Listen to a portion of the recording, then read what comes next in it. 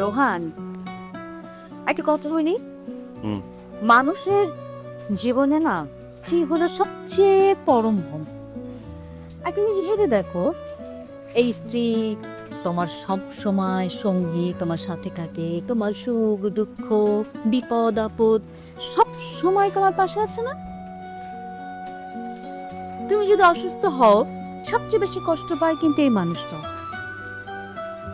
তোমার সমস্ত কিছুর লায়াবিলিটিস কিন্তু এই মানুষটা নেয় না? তাহলে এই এত কিছু যে মানুষটা করে তাকে অবহেলা করছো কেন? না, আমি তো অবহেলা করছি না, কিন্তু আমার ওয়াইফের থেকে আমারও তো কিছু এক্সপেকটেশন আছে, তাই না? ডেফিনেটলি আছে, এবং সেটা তুমি যদি না চাইতেই পেয়ে যাও, পাও না। আমি কিন্তু যদি মনে করি যে এই মেয়েটা মানে তোমার ওয়াইফ পাইজা, আমি কিন্তু শুধু কথা বলেছি। দেখো, তোমার পুরো ফ্যামিলিকে টেক কেয়ার করে, তোমার মাকে টেক কেয়ার করে, পুরো সংসারে রান্না বান্না। তোমাদের যদি বাচ্চা হয় তাহলে সে বাচ্চার দেখভাল তো ওই করবে না?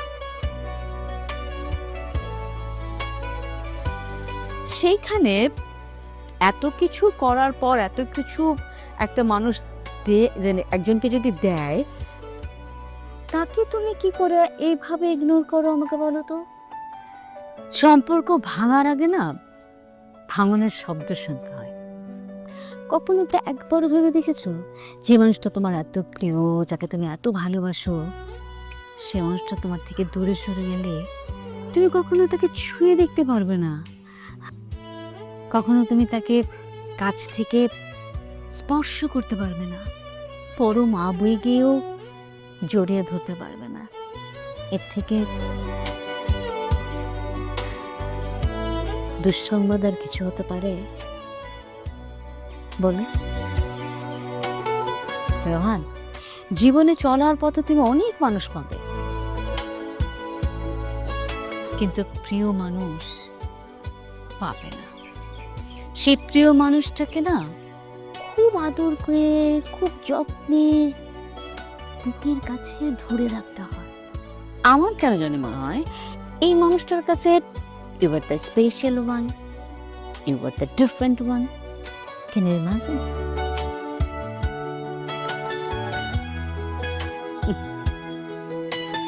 কফিটা খাও।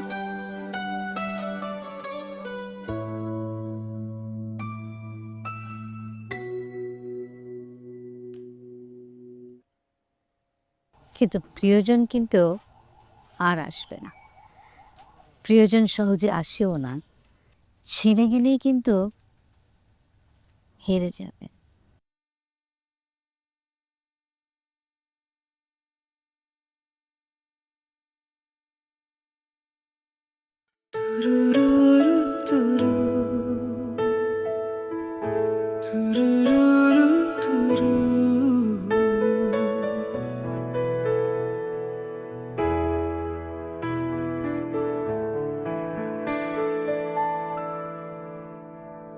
তোমার চোখে আকাশ দেখি, সেখানে তারা সেখানে আলো।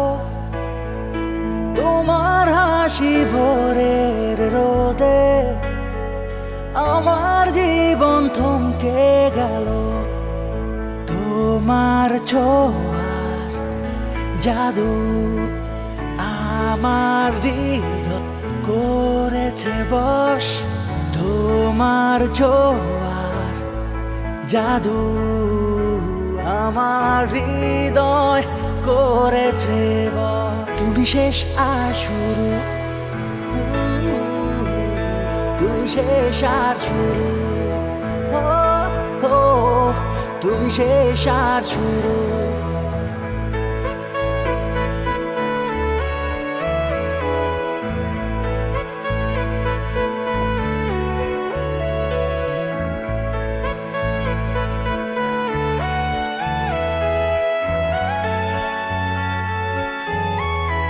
একটা মেঘলা আকাশে যেন জ্যোৎস্না নেমে আসে,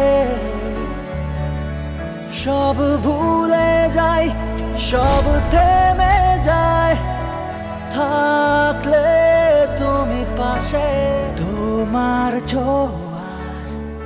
জাদু আমার হৃদয়।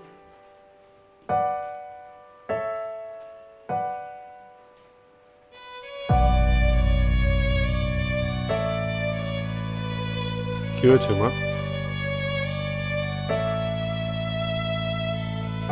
কি ব্যাপার? কথা বলছো না কেন?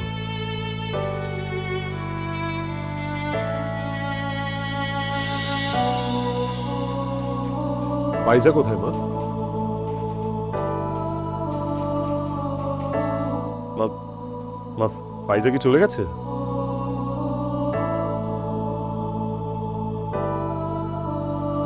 ফাইজা,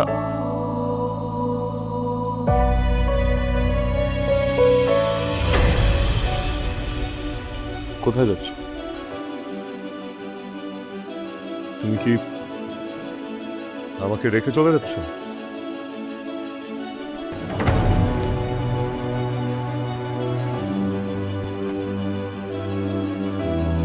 ফাইজা, আমি কিন্তু উত্তরটা পাইনি। কোথায় যাচ্ছ তুমি? মা, মা ফাইজা আমাকে ছেড়ে চলে যাচ্ছে, আর তুমি? ফাইজা, আজকে কত তারিখ? আজকে 7 তারিখ। দিনটা কি? আজকে কি তোমার চলে যাওয়ার কথা? গড, ফাইজা, আমাদের সেকেন্ড অ্যানিভার্সারি আজকে, এটাও ভুলে গেছো? তুমি ভুলে গেলেও আমরা কিন্তু ভুলিনি।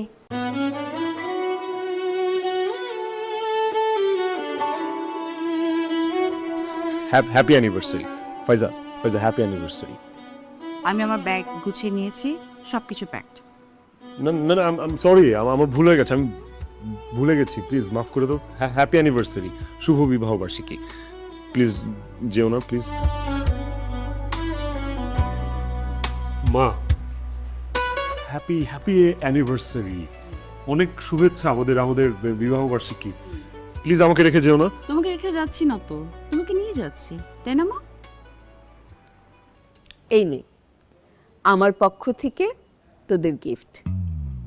যা বৌমাকে নিয়ে পাহাড় আর সমুদ্র দেখে আয়। আরে ধর।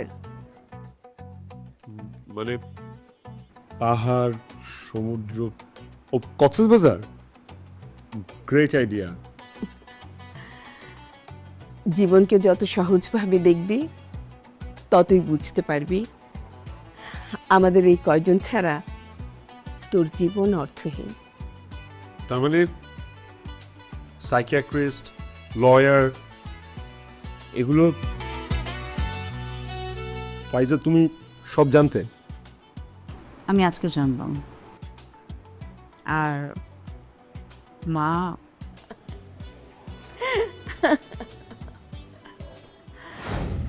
সন্তানের সুখ শান্তি সব বাবা মায়ের চাওয়া। এক সময় যেই সন্তান মায়ের আঁচলে বাঁধা থাকে, সময়ের ব্যবধানে সেই সন্তানই মায়ের একমাত্র ভরসা হয়ে দাঁড়ায়। সেই সন্তান যদি ভালো না থাকে, মা কি ভালো থাকতে পারে? কিন্তু ওরা ডিভোর্সটা কেন চলছে? একটা ছেলের সাথে একটা মেয়ের যখন সম্পর্ক তৈরি হয়, তখন তাদের চোখ ভরে থাকে স্বপ্ন। তারপর যখন সংসারে পা বাড়ায়, তখন বাস্তবতা সামনে এসে দাঁড়ায়।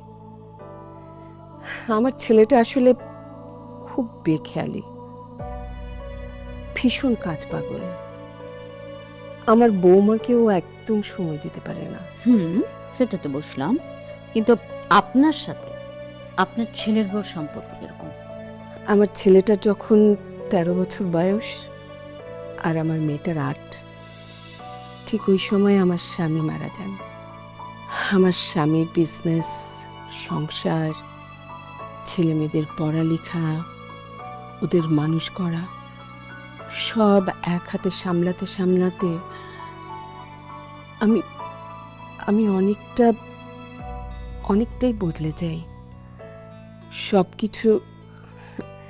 সব কিছু নিজের হাতে নেয়ার, নিজের আওতার মধ্যে রাখার একটা বদ অভ্যাস তৈরি হয়ে যায়।